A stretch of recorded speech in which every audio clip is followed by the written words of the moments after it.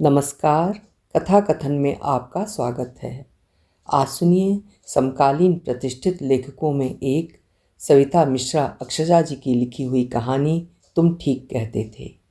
मेरी जुबानी, मैं हूँ सीमा सिंह।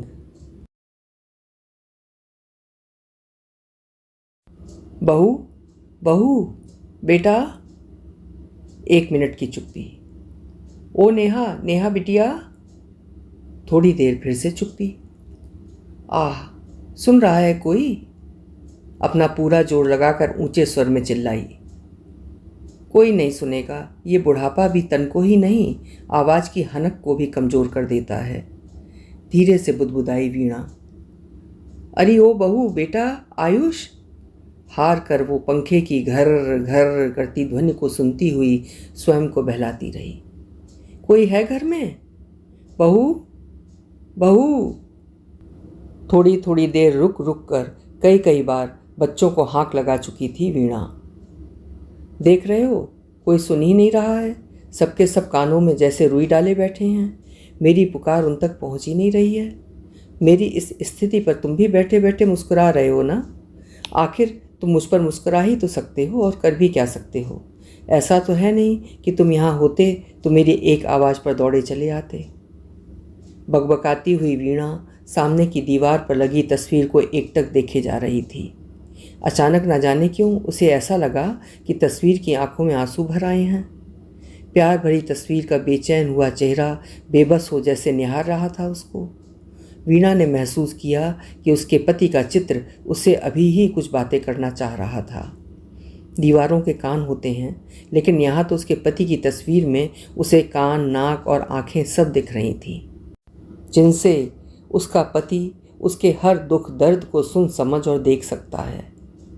पति की दी हुई घुड़की भी अब जैसे सुनाई पड़ रही थी उसे।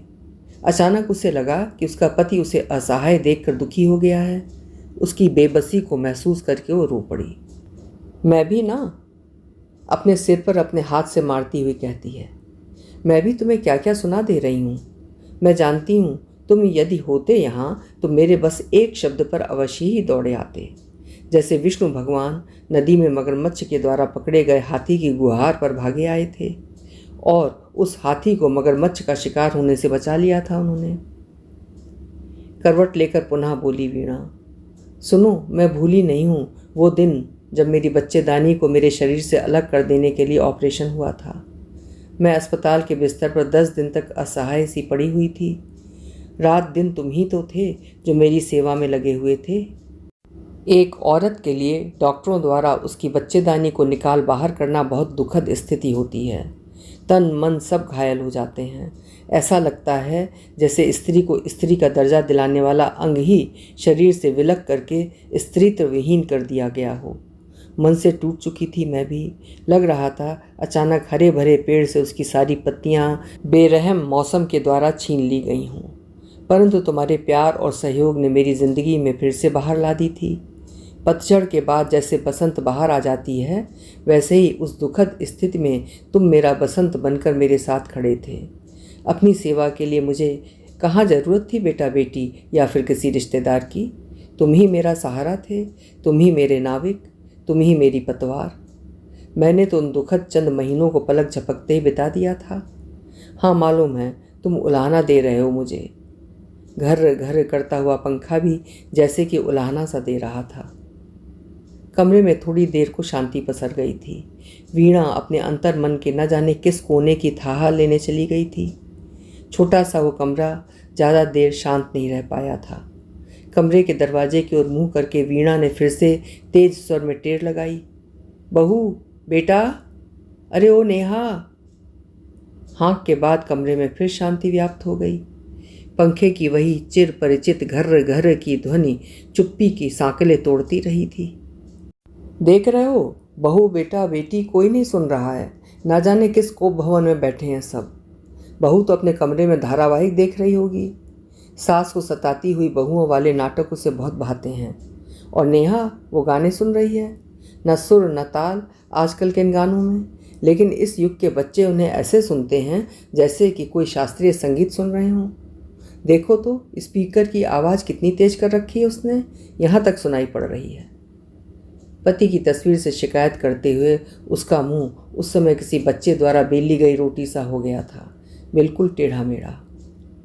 थोड़ी देर चिंतित रही, फिर तस्वीर देखकर बोली, तुमने अपनी जीवन भर की कमाई को लगाकर इस घर को बनवाया था। मैंने कितनी बार कहा था कि क्यों परेशान हो, बना बनाया एक फ्लैट खरीद लेते हैं, लेकिन नहीं, तुमको तो जिद थी कि अपना घर बनवाऊंगा, वो भी अपने सपनों के मुताबिक। बच्चों के अलग अलग कमरे होंगे, एक बड़ा सा कमरा हम दोनों का। कमरे का एक एक फर्नीचर भी घर में कारीगर लगवा कर तुमने बनवाया था। नौकरी से चाहे जितना भी थक हार कर आते थे, लेकिन मजदूरों के साथ खड़े होकर उन्हें हिदायतें देना कभी नहीं भूलते थे। बहू के आते ही ड्राइंग रूम से लगा अपना बड़ा वाला कमरा मैंने कुछ महीने बाद ही बहू को दे दिया था। खुद मैं घर के पीछे वाले इस हिस्से में आ गई थी।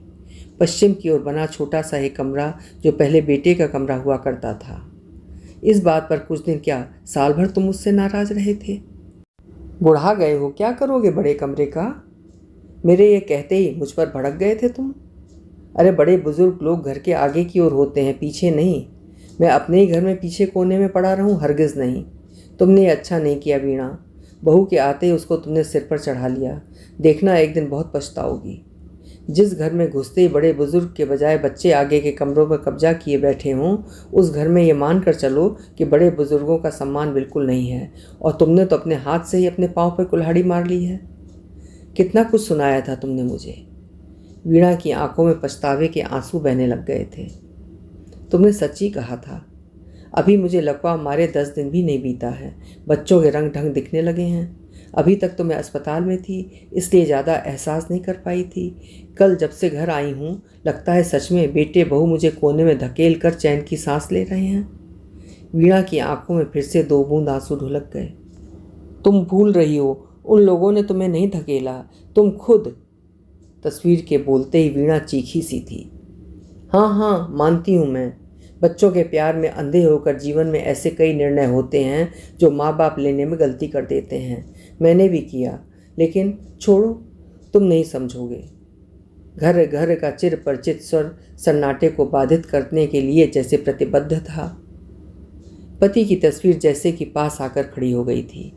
तस्वीर बोल रही थी, मेरे गुस्से को तो सिलसिलेवार याद कर लिया, तनिक मेरा प्यार भी याद कर लो बुढ़िया।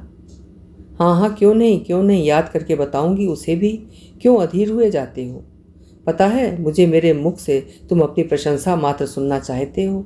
तुम्हारे प्यार को तो मेरा रोम रोम याद करता है। कोई ऐसा पल क्या बीता जिसमें मैंने तुम्हें याद ना किया हो? भला बताओ तो जरा।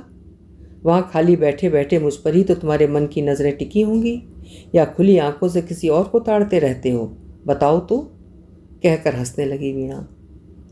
जीवन में जो छोटे मोटे दुख आते हैं वो आपको दुखी करने नहीं, बल्कि रिश्तों के रिनोवेशन करने के लिए आते हैं। जैसे खूबसूरत से खूबसूरत घर को एक समय बाद लिपाई पुताई चाहिए होती है, उसे और बेहतर बनाने के लिए, उसी तरह रिश्तों को ताज़ा तरीन करने के लिए उसे पॉलिश चाहिए होता है, जो एक दूसरे के आत्मीय लगाव के कारण ही हो पाता है। सुखमय जीवन में क्षणिक दुख आकर बस यही पॉलिश का काम करता है, जिससे रिश्तों में नया निखार आ जाता है।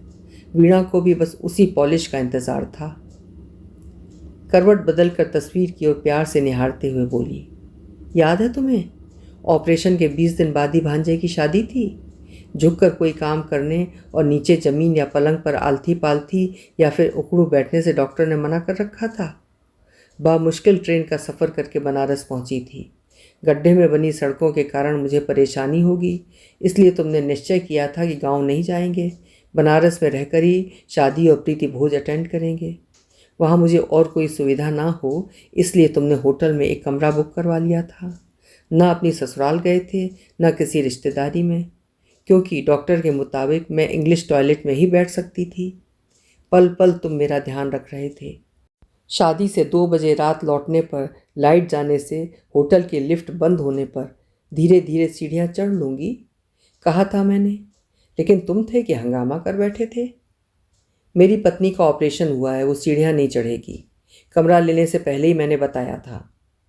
नीचे वाले फ्लोर पर कमरा देने को कहा था, लेकिन आप लोगों ने कहा है कि लिफ्ट है सर, आपको कोई दिक्कत नहीं होगी।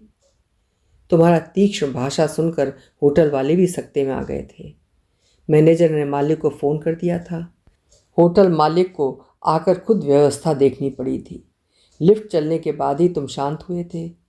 याद आते ही हंसते हुए वीणा खांसने लगी। थोड़ी देर बाद मंद मंद हंसते हुए बोली, तुम भी ना। उसे फिर से बाथरूम जाने की ज़रूरत तेजी से महसूस हुई। बोझिल दुखी मन लिए वो फिर से बेटी बहू को पुकारने लगी। आवाज़ उसके कमरे से तो जा रही थी, परंतु उन दोनों के स्वर के साथ वापस नहीं हो रही थी। उसकी निगाहें फिर तस्वीर पर टिक गईं।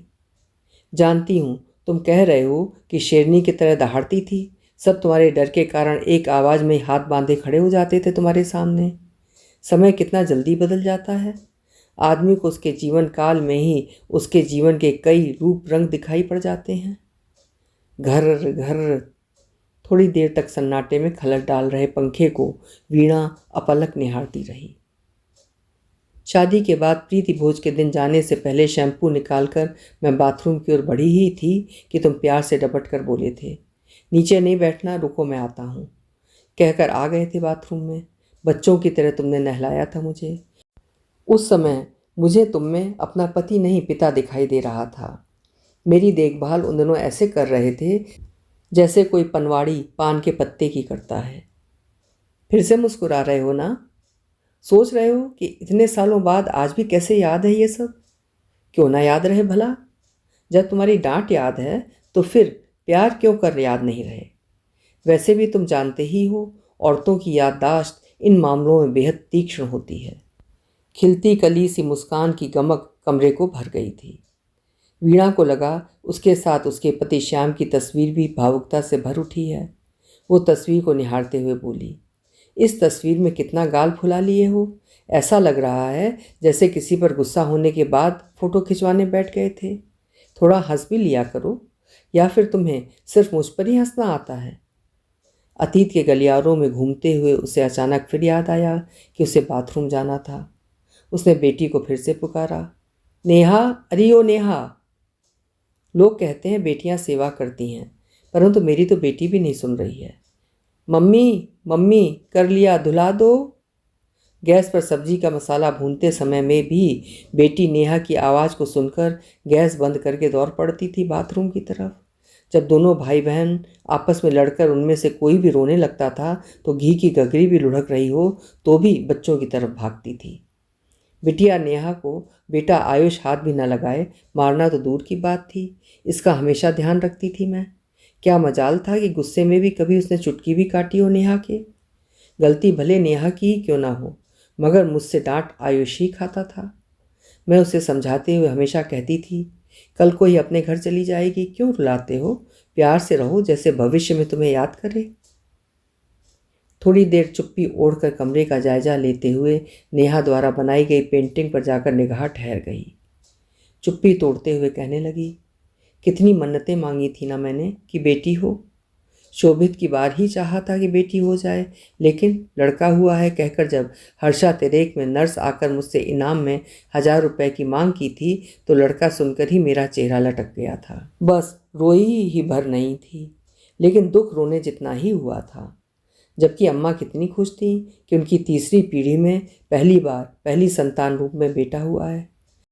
अस्पताल में ऐसा कोई व्यक्ति नहीं बचा था जिन्हें उन्होंने मिठाई नहीं खिलाई हो, ये कहकर कि आज मैं दादी बनी हूँ, वो भी पोते की। तुम भी तो कितने खुश थे ना उस दिन। लग रहा था जैसे तुम्हारी भी कोई दबी हुई इच्छा पूरी हो गई हो।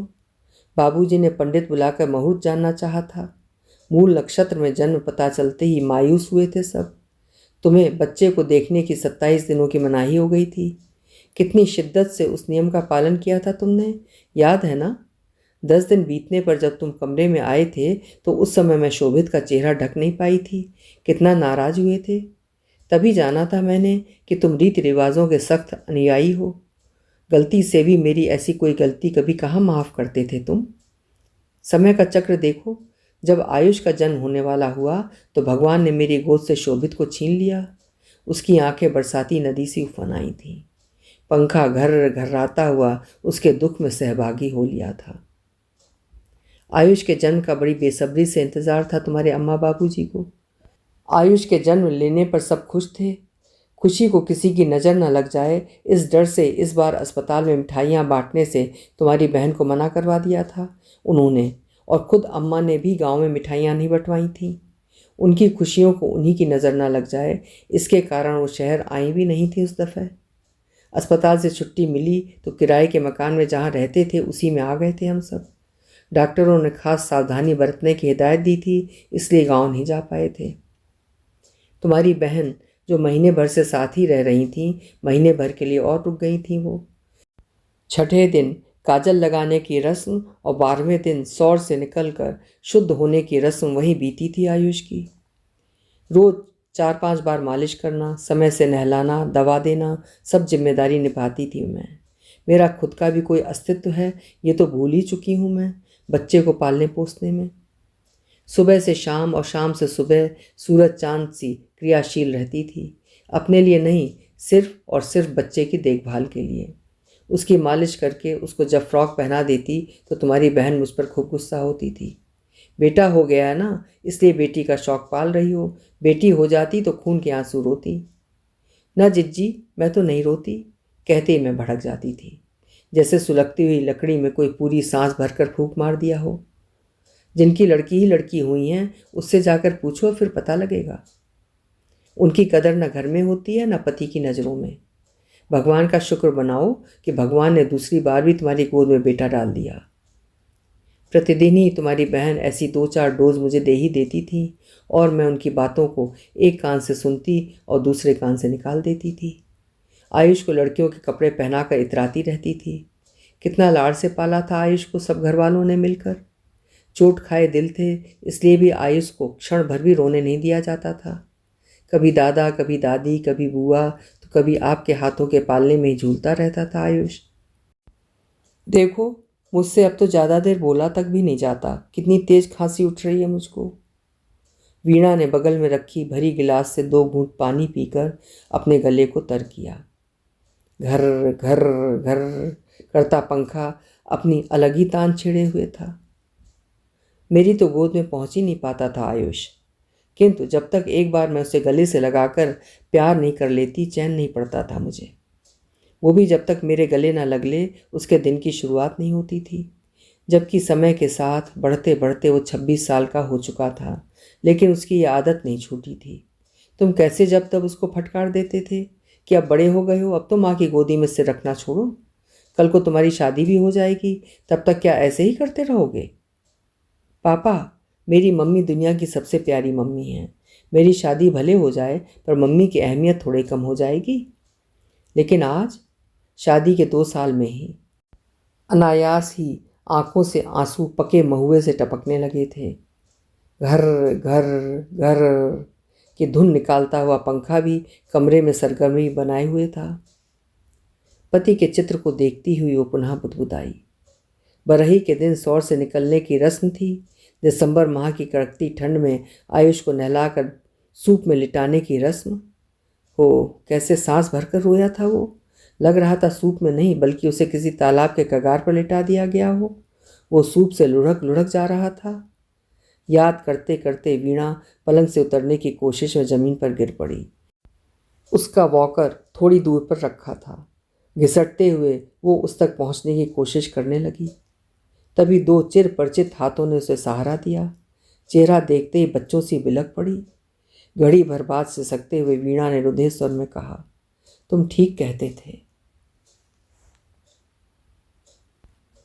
अभी आप सुन रहे थे सविता मिश्रा अक्षरा जी की लिखी हुई एक मार्मिक कहानी, तुम ठीक कहते थे। कहानी आपको कैसी लगी कमेंट सेक्शन में अपनी प्रतिक्रिया ज़रूर लिखिएगा। कल फिर मिलेंगे। आपका समय शुभ हो।